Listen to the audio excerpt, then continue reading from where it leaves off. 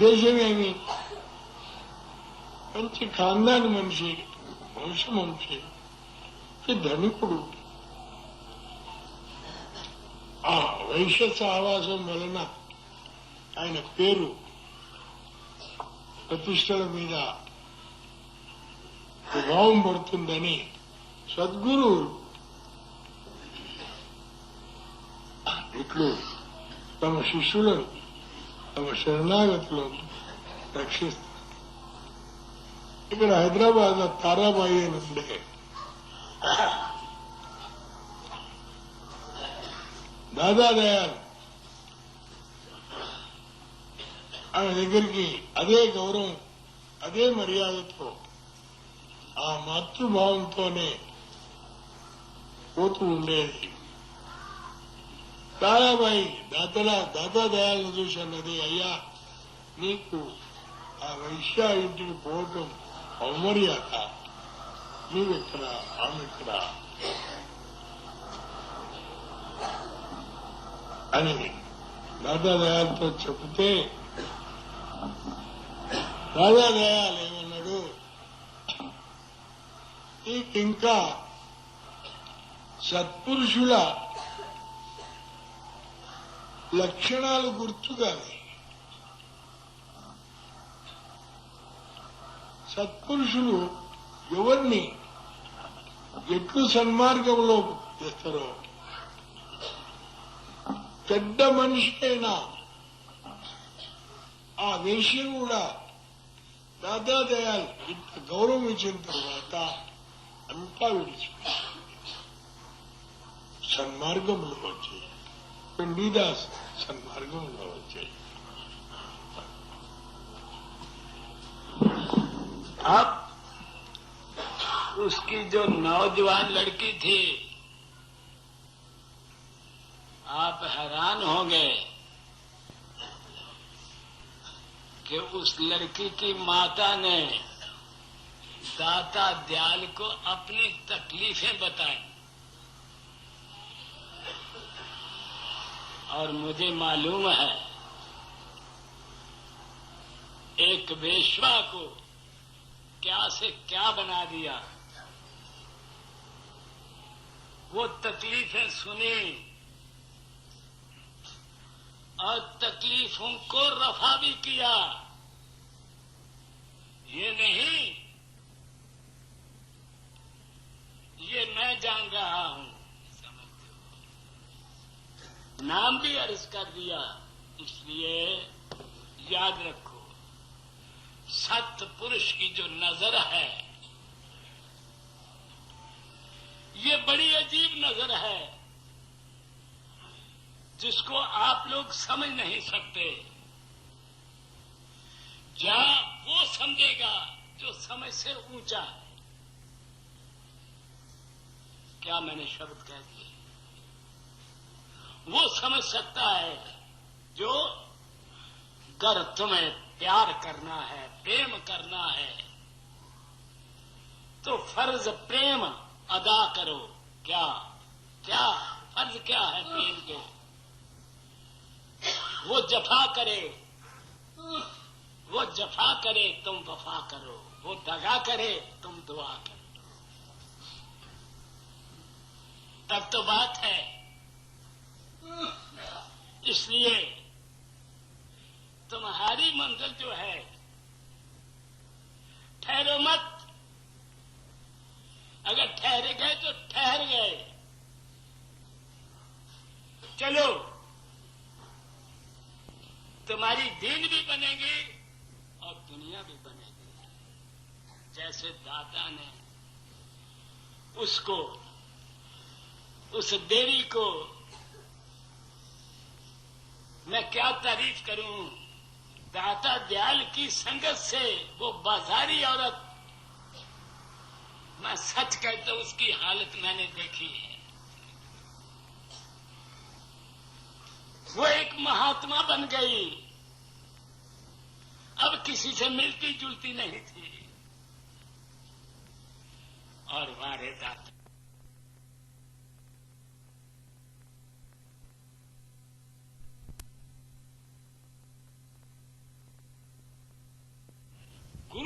कहेगा कि बेटा यहां मत रहो,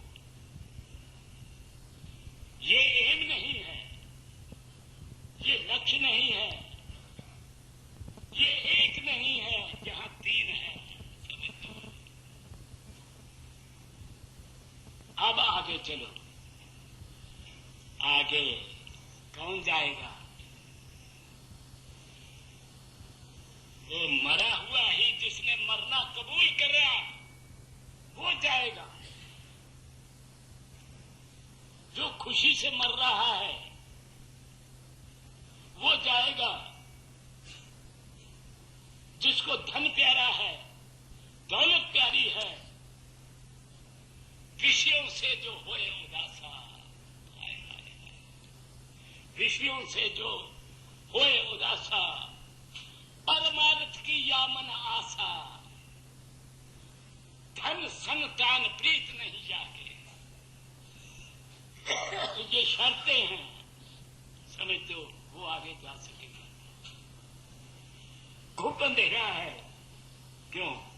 मैं कह चुका हूं कि जो शख्स तृतीय अवस्था में है वो सपने में जागेगा। क्या बात है? अब मुझको कहते घड़ी दिखा रहे हैं, अब मुझे घड़ी दिखा रहे हैं सर। मैं इनसे कह रहा हूं ये मेरी नहीं है। बात समझो, हरकत दे रहा कि चलो। और ये भी मैं विश्वास दिला रहा हूं आपको, क्या कि ये जो देश है इसके स्वामी जी हैं। जो इनसे प्यार करेगा, और कह चुका हूं जल्दी मत करो। मैं पूछता हूं तुमसे, आई समझ कर, कि महात्मा बुद्ध कंगला था, गरीब था, महाराजा राजों का राजा था, हिंदुस्तान का मालिक था। आया दिल में ख्याल आया क्या कि उस जगह को पाने के लिए, उस जगह को कौन पाता है? याद रखो, कौन पाता है? वो पाता है जो अपना आप मिटाता है। यहां पर क्या कहूं मैं, इल्जाम हम तक इसलिए इश्क बुता के हैं। इस घर के हम नहीं तो बताओ कहां के हैं? काफर है हम जरूर, अगर इश्क कुफर है। आशिक हम एक सांवरे बांके जवा के, साकार भी वही है, निराकार भी वही। बाहम फजूल झगड़े ये है, ये जुबान के हैं। क्या कह रहा हूं समझ? सो कृपा करके मैं पूछ रहा हूं कि महात्मा बुद्ध के पास क्या नहीं था? किस चीज के लिए वो फिरा? आज कहते हैं 2 दिन गुरु की संगत नहीं की और कहते हैं कि हाँ हमको तो कुछ नहीं मिला। 12 साल महात्मा बुद्ध जंगलों में फिरा, मगर अभी तक महात्मा बुद्ध की महात्मापन नहीं गई थी, इसलिए कुछ नहीं मिला। सब कुछ छोड़कर जब 12 साल गुजर गए और आखिर में ख्याल आया कि मैंने क्या पाया, कुछ नहीं, तो उस वक्त एक जगह पर थे, तन थिर, मन थिर, सुरत नृत थिर। अगर तन थिर नहीं है, तुम एक जगह 2-4 घंटे बैठ नहीं सकते तो हवा खाओ, लेक्चर सुन सकते हो, समझते हो? उसने जिस समय उसका फल क्या हुआ कि ये हिंदुस्तान तो महात्मा का था ही, बर्मा महात्मा का हुआ, तमाम बुद्ध मत है। बर्मा, चीन तमाम बुद्ध मत है। हिंदुस्तान उस वक्त तो ये शायद मेरा ख्याल अपने हवाई जहाज भी ना होते होंगे। क्या पाया, कब पाया, कब पाया? जब उसने, उसके दिल में दिल नहीं था, जब उसको कोई किसी किस्म की ख्वाहिश नहीं थी, एक ही इश्क था, क्या कि मैं अपने उस सेंटर पर जाऊं, उस जगह जाऊं जहां पर मुझको फिर पैदा ना होना पड़े। अब उसने लक्ष्य पा लिया। जो 2-4 घंटे एक आसन पर भी नहीं बैठ सकता, माफ रखना, हिलता है, वो क्या करेगा? वो क्या नाम जपेगा? हाँ, जप रहा है क्या? किसी ख्वाहिश का, एक ख्वाहिश लेकर के। सो मेरे सज्जनों, एक मिसाल में बार बार कह रहा हूं, जिस समय अंधेरा आएगा उस समय तुम्हें कोई सत्पुरुष ही इस जगह से निकालेगा। आम नहीं निकाल सकते। अंधेरा खूब है, वहां से कौन, किसी अंधेरे में अगर ये बिजली ना हो और गुल हो जाए, उस वक्त आप क्या करते हैं? आपके बाल बच्चे या औरत है, किस चीज का सहारा है? इशारा कर देता हूं, समझ लो। उस समय ये जो है रोशनी नहीं है, 1 मील 2-4 मील नहीं है। उस वक्त क्या काम आता है? आपकी बहन, बेटी या औरत कहती है, अंधेरा है, मैं यहां खड़ी हूं, या भाई कहता है, मैं यहां खड़ा हूं, मेरे हाथ में आपकी चीज है जो आप मांगते हैं। कौन बता रहा है? शब्द बता रहा है। उस शब्द को सुन करके, उस शब्द को सुन करके, जिस तरफ से शब्द आया है, समझते हो मेरा मतलब? जिस तरफ से शब्द आया है उस तरफ आप चलते थे। आपकी माता, बहन, बेटी आपको वो चीज दे देती है। लो, समझते हो ना मेरा? कौन ड्राइवर बना? उससे निकलते ही चमकारा कौन देगा? ये याद रखो, रोशनी। शब्द कौन सा है वहां पर? रोशनी जो है। एक बात और भी कह देता हूं, क्या रोशनी दिए की भी है? रोशनी दिए की है, क्या फर्क है? रोशनी बल्ब की भी है, फर्क है कुछ रोशनी में? और रोशनी सूरज की भी है, क्या फर्क है रोशनी में? अरे नारायण नारायण, क्या करूं? वो चीज और है। इस सूरज में गर्मी है और आपके अंदर जो सूरज की रोशनी है वो ठंडक देती है, तुम्हारे दिल को तस्कीन देती है। मगर करके देखोगे, इससे आगे चलूंगा और ये सतगुरु ही तुमको बताएगा कि गुरु तो पा लिया, अब सतगुरु को पाओ। अभी तक रास्ता में अच्छा मौज।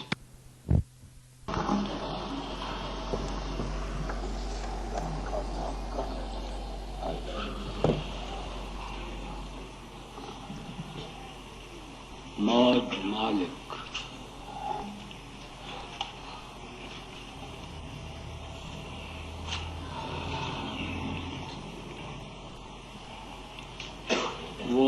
कहाँ है वो जो टेप है, दूर से ही बुए मस्ती।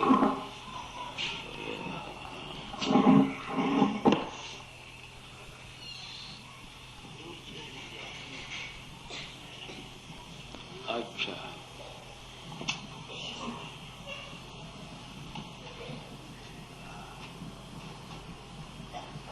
सज्जनों,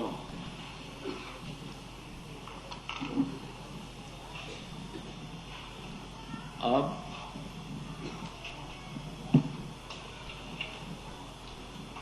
मौज मालिक से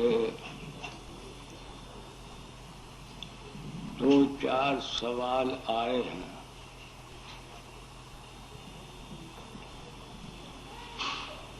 एक तो गुरु की मेहरबानी क्या है, दूसरे तृप्ति के बाद की अवस्था क्या है,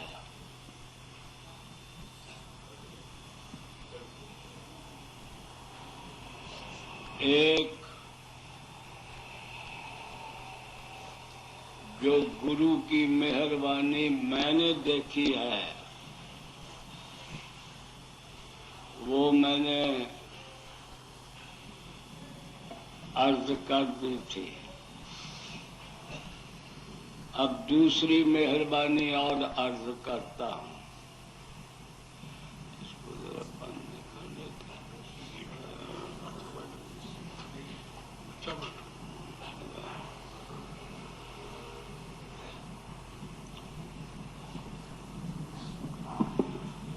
हमारे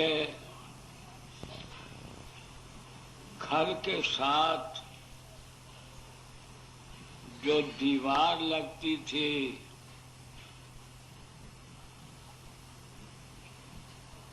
वो लाला बंसीलाल जी थे।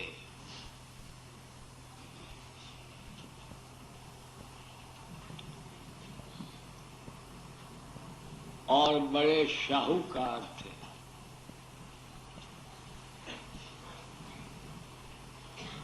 जिनकी मेहरबानी से मैं दाता के चरणों में गया।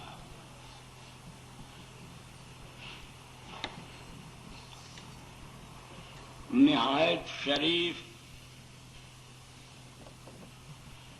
निहायत अच्छे, गरीब के परवरिश करने वाले,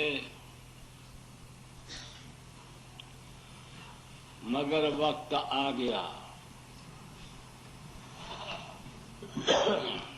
कोई लिखी हुई बात नहीं कह रहा,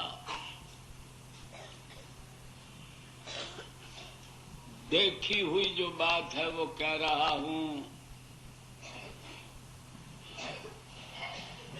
एक महीना पहले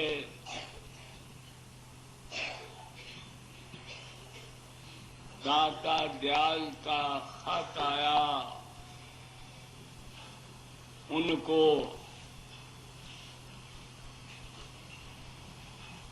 कि तुम दान करो।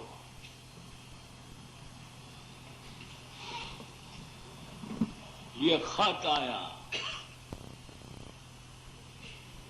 1 महीना पहले। दूसरा खत आया कुछ दिन के बाद, तुम दान करो।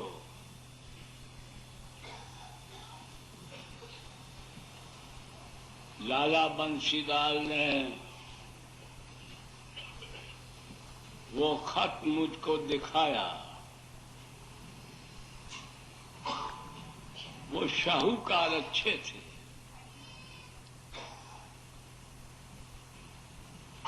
तीसरा खत आया, पहले तो था कि दान करो। तीसरा खत आया कि दान करो वरना तुम्हारी जानें खतरे में हैं। कोई लिखी हुई बात नहीं कह रहा, जो देखा है वो कह रहा। अब 2-4 दिन के बाद फिर खत आया कि दान करो और इतना दान करो कि तुम अपनी वसात से ऊपर दान करो,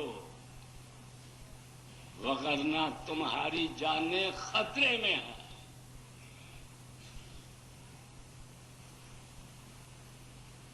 उन्होंने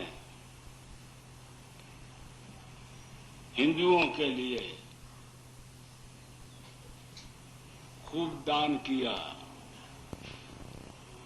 मुसलमानों के लिए भी दान किया, तमाम जातियों के लिए दान किया। दान के बाद फिर खत आया कि और दान करो, नहीं तो तुम कोई नहीं रहोगे। ये शब्द याद रखो, मेरे दादा के लिखी हुई बात नहीं कह रहा। हमारे घर के बिल्कुल दीवार साथ लगती थी और डॉक्टर बंसीलाल डॉक्टर थे। हर घर में जाते थे, किसी से कोई पैसा नहीं देते थे, दवाई भी मुफ्त देते थे। हिंदू मुसलमान उनकी नजर में कोई नहीं था, मगर कोई पिछला कर्म था। 2 भाई थे, बंसीलाल और लाला श्री राम। श्री राम बड़े थे, वो बीमार थे उस वक्त,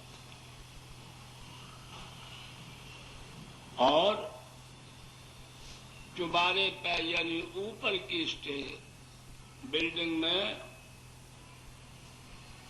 वो बीमार थे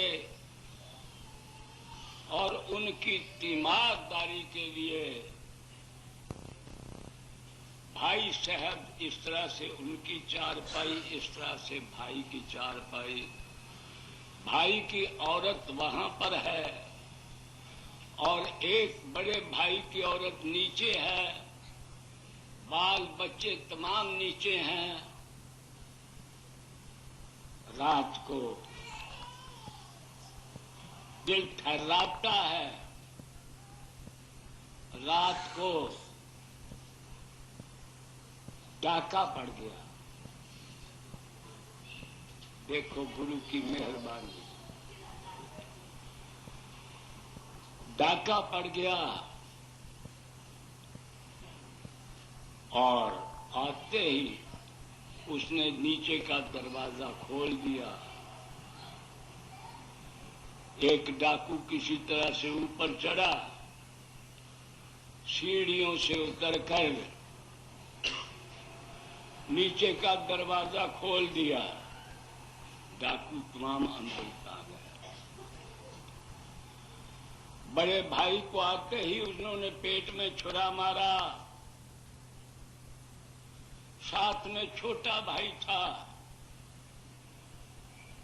बड़े भाई ने जो हाय की, छोटा जाग पड़ा, जागते ही उसको भी मारा। उसकी स्त्री भी उठ खड़ी हुई, उसको भी मारा, मगर वो देव योग से बच गई, हाथ कट गया उसका। अब नीचे आए, बड़े भाई की स्त्री नीचे थी, वो अपने नौकर को कहती है, वे मानदीन जाकर के ऊपर देखो दगड़ दगड़ हो रही है। कहीं मेरे पति को दौरा तो नहीं पड़ गया। मामदीन नीचे से ऊपर चला। आखिर की सीढ़ी पर डाकू उतर रहे थे, मामदीन को भी मार दिया। अब वो नीचे उतर रहे हैं। एक गुल्लू उनका नौकर था। वो फिर कहती है, गुल्लू जाओ देखो। गुल्लू भी सीढ़ियों में था कि वो तमाम ने मार दिया। जब वो भी आवाज ना आई, कोई नहीं पता लगा, तो बड़े भाई की स्त्री द्रौपदी खुद चलती है। वो चल रही है। अभी तक पहली सीढ़ी पर ही थे कि डाकुओं ने उनको भी मारा नहीं, दो चार छुरे मारे और उसने जोर से कहा बच्चे को,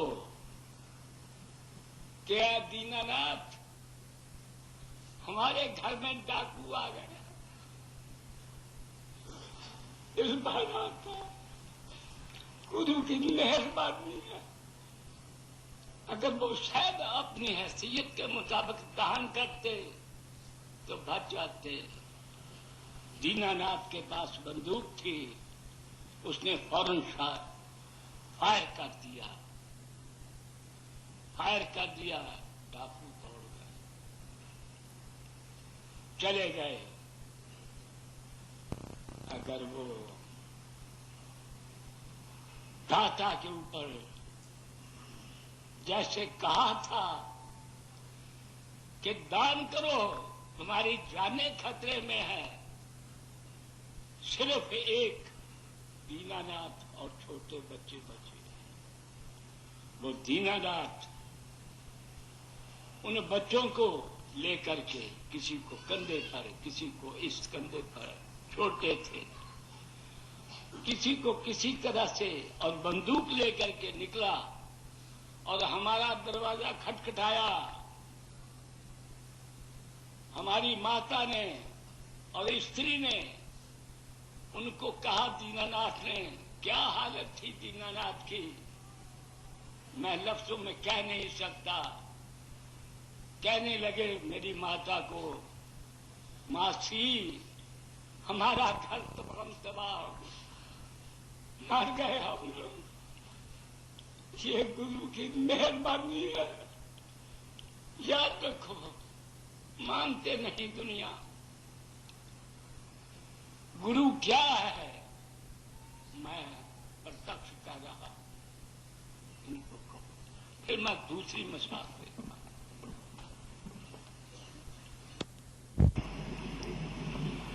कि तृप्ति से ऊपर क्या है, अब उसको कुछ मैं कह रहा हूं। गुरु देख रहा है क्या कि मेरी जायदाद का अधिकारी कौन है। एक बात कही है, गुर गूंगे,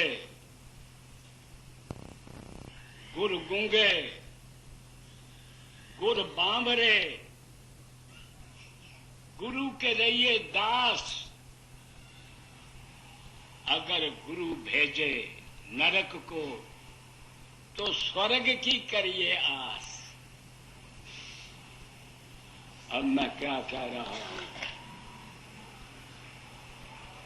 जिंदगी में असल जिंदगी ना हुई, जिंदगी में असल जिंदगी ना हुई।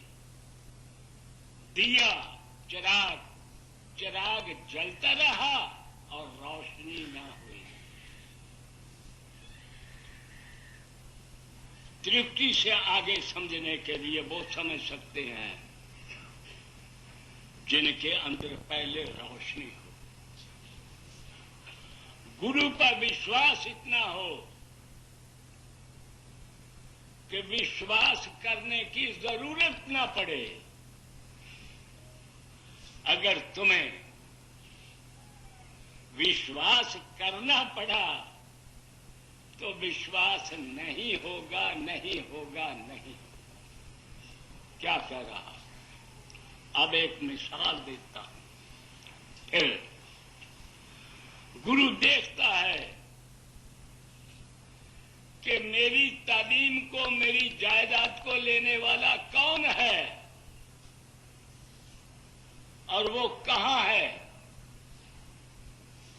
मिसाल तो अच्छी नहीं, मगर फिर भी देता हूं मुसलमानों की मिसाल।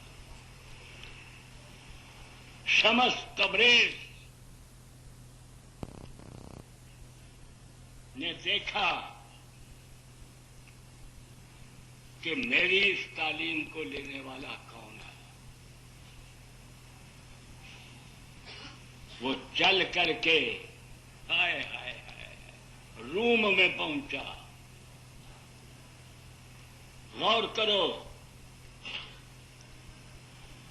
चल करके रूम में पहुंचा और वहां सबसे ज्यादा इज्जत वाला, मान वाला, संपत्ति वाला लोग सब इज्जत करते थे किसकी? मौलाना रूम की। उन्होंने कुछ देर ठहर करके उनके पास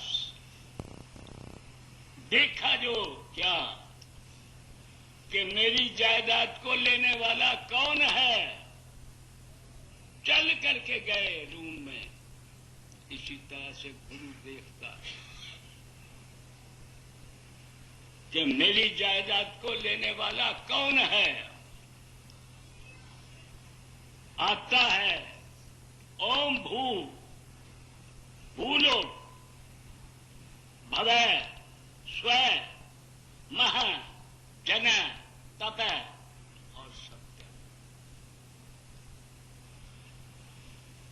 अभ्यास के करने वालों,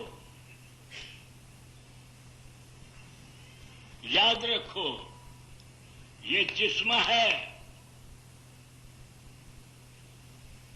जब तक के इस जिस्म को नहीं छोड़ोगे तब तक आगे नहीं चलोगे। सिमरन जो है वो सब कुछ नहीं है। सिमरन करते करते रोज कहता हूं, जब सिमरन भूल जाएगा उस वक्त ध्यान होगा। अगर तुम सिमरन करोगे और ध्यान फिर रहे, मेरे तजर्बे में नहीं आया। जब जात सिफात, स्वामी राम तीरथ कह रहा है, जब जात सिफात से हो निर्मल, तब योगी शून्य में ध्यान धरे। शून्य में सिमर सिमर सिमरन से परे नारायण हरे नारायण। मैं नहीं कह रहा। अगर किसी ने किसी घर में घर किया हुआ हो तो वो क्या अपने अंदर जा सकता है? मेरे शब्द को समझो, मैंने क्या कहा। हकदार को हक मिलता है। मुसलमान की मिसाल दे रहा हूं। क्या वहां जाकर के उसको समझाया प्रेम से और बहुत देर वहां पर रहे। जब खूब प्रेम हो गया, यकीन हो गया, शिष्य और गुरु एक हो गए, शिष्य और गुरु एक हो गए, तो उस वक्त कहते हैं क्या मौलाना रूम को समस्त वरेस कहता है, मुझे आज शराब चाहिए। समझ रहे हैं ना? मुझे आज शराब चाहिए। अब मौलाना साहब अपनी इज्जत को देखते हैं कि गुरु शराब मांगता है और मेरी इज्जत है, तमाम रूम मेरी इज्जत करता है, मैं कैसे करूं? दिल चाहता है कि मैं इनको शराब दूं, मगर अपनी इज्जत का ख्याल है। मौलाना रूम ने वो बुर्का डाला जो औरतें डालती हैं, समझो, बुर्का डाला, औरत बन गया। किसकी खातर? गुरु की खातर औरत बना और रुपए हाथ में लिए और जहां शराब बिकती थी वो वहां चला गया, उनको रुपए दिए और कुछ अपनी आवाज को औरतों जैसी आवाज की होगी औरत, और मैं खाने में सब हैरान, समझते हो, सब हैरान। मौलाना रूम खुद हैरान है कि कहीं मैं जहर ना हो जाऊं। उन्होंने शराब दे दी, 2 बोतलें दे दी, पैसे दे दिए, मगर सब हैरान कि ये बुर्का पहने हुए कौन औरत है जिसने जुर्रत की। अब मौलाना रूम क्या लिखते हैं कि मेरे दिल में डर था, वैसे मैं छुप गया, मेरे दिल में डर था कि कहीं ये कोई बोतल गिर ना जाए, मेरा भेद जो है वो खुल न जाए। आखिरकार वो लिखते हैं मौलाना क्या कि जब मैं चौक में आया, चौक समझते हो ना, जहां 2-4 बाजार मिलते हैं, तो बोतलें आपस में लड़ने लग पड़ी। बोतलें मैं संभालता था, वो लड़ती हैं, लड़ने लग पड़ी। जब लड़ने लग पड़ी तो बोतलें गिर पड़ी, चौक में गिर पड़ी। जब गिर पड़ी तो वो सब लोग हैरान कि ये कौन औरत है, ये कौन औरत है जो बोतलें खरीदती है, शराब पीती है। देखो, सबने उसका बुर्का उठाया। अब क्या थे मौलाना साहब, समझते हो? मौलाना रूम अब गया, फिर दूसरी दफा बोतलें ली और नाचता हुआ सबको दिखा करके कि सब मुझे देखो। अब जो बात थी गुरु के पास ले आया, समझते? जाहिर हो गया, जाहरी इज्जत बयान कर दी। शायद आपको पता नहीं है,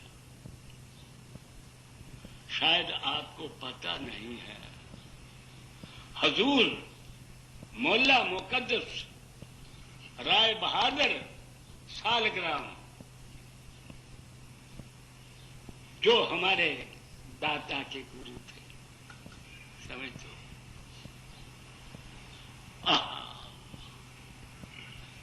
अपने गुरु की टटी उठा करके जमुना में वो फेंका करते थे रोज। याद रखो, अपने शायद पता नहीं दुनिया को कि कैसे मिलता है, कैसे जिस्म से ऊपर जाना है।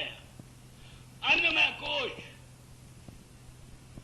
इसमें ही पड़े हुए हैं, इससे आगे मनोमय कोश है, फिर ज्ञानमय कोश है, फिर विज्ञानमय कोश है, और इतने कोशों को गुजरने के बाद आनंदमय कोश। तो किसी ने कह दिया क्या, एक दूसरे की बात कहने लगे कि ये सालग्राम अंधेरे अंधेरे में ही टट्टी उठा करके फेंकता है ना। आए आए आए, और सज्जनों, लेक्चर करने आसान है, बातें बनानी आसान है।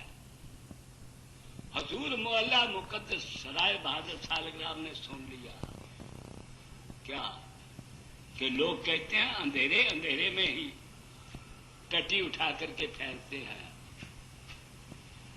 हाय हाय हाय, मोहल्ला मुकद्दस ने क्या किया, पांव में घुंघरू बांध लिए और टट्टी सर पे उठा करके सरेआम से गुजरने लगे। बात समझ में आई? अब मैं आगे की बात कहता हूं, इतनी जरा बात कहता हूं, समझा दो।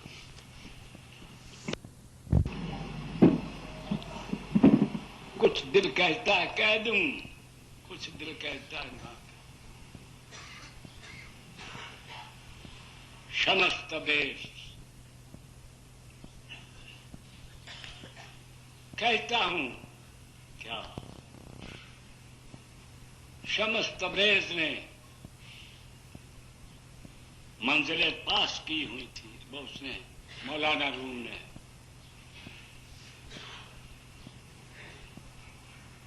हाय हाय, गुरु सेवा मामूली बात नहीं।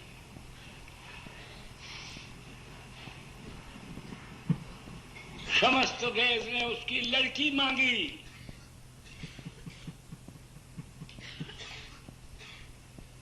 उसने अपनी लड़की पेश कर दी। जब दोनों एक कमरे में थे, वारे गुरु, पीछे से दीवार को काटा और समस्त ब्रेज निकल गया। फिर सारी उम्र नहीं मिला। जब उसको पता लगा, लड़की से पूछा, लड़की कहने लगी वो तो मेरे बाप थे, बाप के भी बाप थे। तो उसके हिजर में फिर जिंदगी भर नहीं मिला। उसके हिजर में उसने मौलाना रूम ने मसनवी लिखी है, समझो, जिसके मुतालिक मेरे पास शब्द नहीं। अब तीसरी बात और कहता हूं क्या, जबत दीवान गिद्दूमल दयाराम, गौर करके सुनो, हिंदुस्तान की हिस्ट्री है, जिसको के वो हमारे कौन मुसलमान हुए हैं बड़े सबसे, यहां मैं नाम भूल गया, इस हिस्ट्री को सुना, वो जो वो बड़े सबसे थे जो जाकिर हुसैन मुसलमान ने,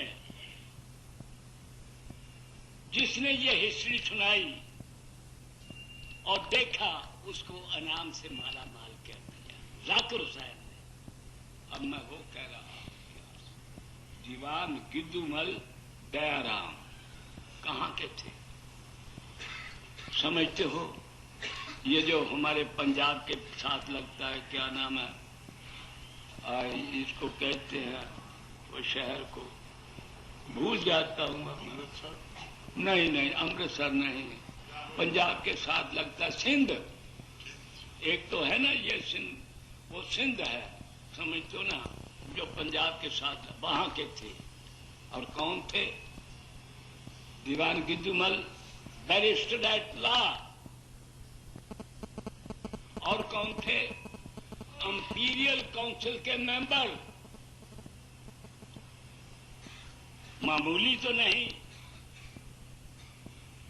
इंपीरियल काउंसिल के मेंबर थे, जिनके साथ गोखले वगैरह बैठते थे।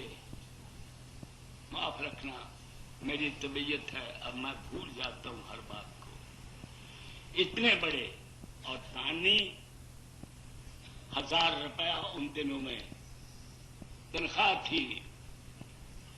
मगर सुना है कि 40-50 रुपए में गुजारा करते थे और बाकी का सब दान करते थे गरीबों को। वो गिद्दूमल दयाराम यहां सन 26 में, आपको शायद मालूम होगा कि दिल्ली में बम चला था। दिल्ली में बम चला था नहीं, सन 26 में, अगर मैं भूला नहीं हूं, तो हर जगह तूफान मच गया था। समझते हो?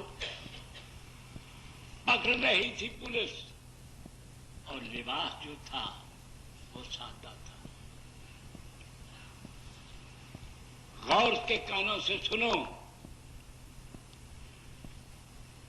तो दीवान गिद्दूमल कश्मीर जा रहे थे। लाहौर स्टेशन पर लिबास सादा था, कोई समझ नहीं सकता था कि ये इंपीरियल काउंसिल के मेंबर हैं। गोखले साथ बैठते थे, वायसराय जानते थे, तमाम कोई नहीं जानता था। सादा लिबास था, बातें कर रहे थे। तो यहां बम चला हुआ था दिल्ली में, तो शुबे में इनको पकड़ लिया। शुबे में इनको पकड़ लिया और पकड़ करके थाने में ले गए। और थानेदार ने कहा कि तुम्हारा कोई वाकिफ है तो बोलो, जमानत दे और तुमको छुड़ा ले। तुम जो बातें करते हो ये नहीं हम सुनते, अपनी कोई वाकियत है तो बोलो, आकर जमानत दे। तो दीवान गिद्दूमल कहने लगे, मेरा यहां तो कोई वाकिफ नहीं, हाँ वायसराय वाकिफ है। जब उसने ये कहा, अब थानेदार के कदमों से जमीन निकल गई। और उसी वक्त तार दी। वायसराय ने क्या कहा कि इन जैसा महात्मा, इन जैसा सच बोलने वाला, इज्जतमान शायद कोई और कोई नहीं है, इसलिए इसको जल्दी से इज्जत के साथ छोड़ दो। सुनना, बंबई में दीवान साहब बंबई में चले गए और वहां पर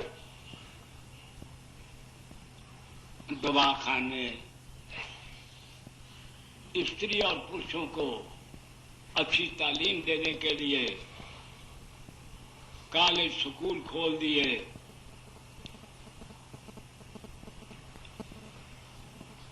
अब मैं आपको बताता हूं कि इंसान कौन है, कौन भूभुवः स्वयं महाजना तपः सत्यम को लगा सकता है, समझ सकता है।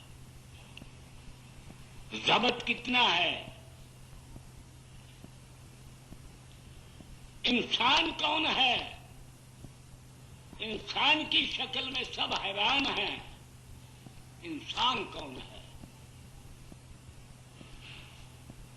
वहां पर बड़ी चर्चा हुई बंबई में। यहां अस्पताल खोला हुआ है, यहां शिक्षा खोली हुई है, यहां स्त्रियां हैं, यहां पुरुष हैं। दीवान की तुमल एक देवी को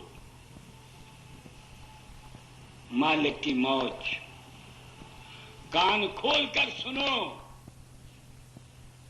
अरे उधर जाना तो दरकिनार इंसान इंसान भी नहीं बन सकता। जिसकी बड़ी इज्जत थी, मान था, समझते हो, एक कन्या अवस्था में एक कन्या को गर्भ हो गया। समझ लो मेरे इशारे को, मैं भी लड़कियों वाला हूं। उसने कोशिश की कि किसी से शादी हो जाए, मगर किसी से शादी नहीं हुई। आखिर उसने दीवान गिद्दूमल को रो रो करके अपनी कहानी सुना दी। दीवान गिद्दूमल कहने लगे कि किसी से शादी कर लो बेटी। वो रो रही है कि अपनी मां बाप की इज्जत है, मैं क्या करूं, कोई लड़का नहीं मानता। उसने कहा फिर कोशिश करो। फिर वो रो रही है कि कोई लड़का तो दरकिनार, कोई मेरे साथ बूढ़ा भी शादी नहीं करता। उसने फिर कहा कि किसी अधेड़ उम्र से कर लो। फिर वो लड़की रो रही है, क्या कह रही है कि दादा कोई बूढ़ा भी नहीं मेरे साथ शादी करता। दीवान साहब कहने लगे हैं, अब मां बाप की इज्जत को बचाने के लिए सवाए मैं कुछ जहर खा करके मर जाऊं, इसके सवाए कोई बात